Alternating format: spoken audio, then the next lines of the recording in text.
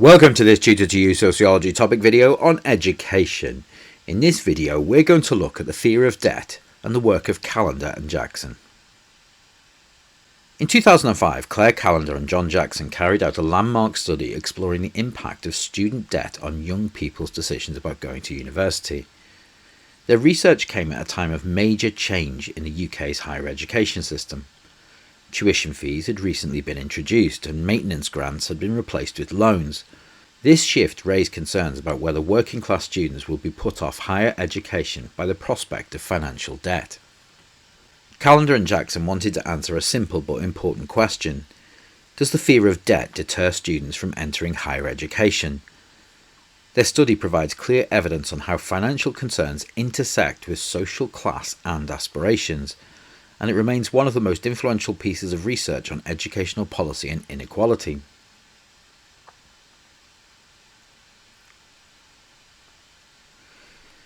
The study is closely connected to a critical perspective on education, particularly those that examine how structural inequalities affect life chances.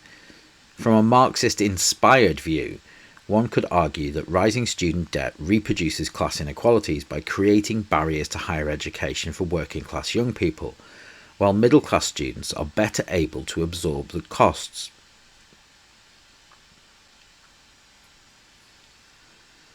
In terms of methods, Callendar and Jackson used a large-scale questionnaire survey of over 2,000 prospective higher education applicants.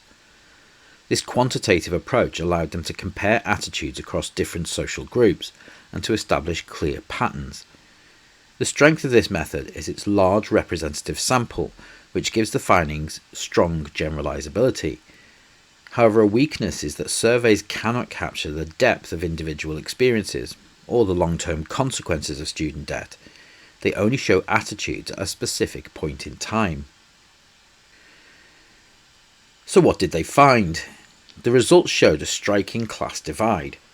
Working class students were much more likely to be debt averse than the middle class students. In other words, they were more likely to see debt as something dangerous and to be avoided, rather than an acceptable investment in the future. For many working class young people, the prospect of graduating with thousands of pounds of debt was enough to put them off applying to university altogether. In contrast, middle class students were less concerned about debt. They tended to see higher education as a normal and expected pathway, and were more likely to view student loans as a reasonable price to pay for long-term rewards such as higher earnings, career opportunities and social status. Callendar and Jackson concluded that the introduction of tuition fees and student loans had exacerbated social class inequalities in access to higher education. Far from creating a level playing field, the system risked widening the gap between rich and poor. This connects to the wider sociological debate on whether education truly functions as a meritocracy, or whether financial and cultural barriers continue to shape opportunities. In evaluating the research, there are several strengths. First, it was policy relevant. It provided government and universities with evidence about how funding arrangements were affecting student decisions. Secondly, its large sample size gives it credibility and reliability. And third, it highlights a mechanism, debt aversion, that helps explain why working class students are underrepresented in higher education, even when they achieve the required grades. On the other hand, there are limitations. Critics argue that attitudes towards debt may change over time, so a snapshot survey cannot capture long-term trends. Indeed, later research has shown that while many working class students express debt aversion, a significant number still enter higher education despite financial worries. Another weakness is that the study focuses mainly on class, without looking as much at how gender or ethnicity intersect with debt aversion. Finally, some argue that the focus on student attitudes ignores the structural necessity. In a competitive labour market, higher education has become almost unavoidable, even if it involves debt.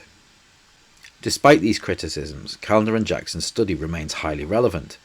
In the context of ever-increasing tuition fees and the cost of living crisis, the question of whether working class students are deterred from university is still pressing.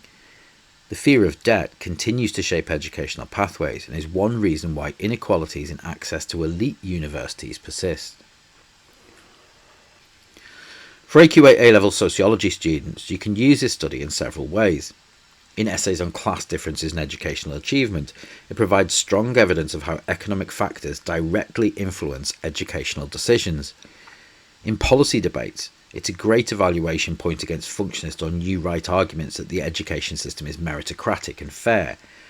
You can also use it in discussions of marketisation, as it shows one consequence of treating education as a market product that individuals must pay for. In short, Callendar and Jackson's 2005 study provides clear evidence that the introduction of tuition fees and student loans did not create a fairer education system. Instead, it reinforced class differences, as working class students' fear of debt discouraged them from pursuing higher education, while middle class students pressed ahead with confidence. For AQA students, it's a powerful example of how educational policy can widen rather than reduce inequalities.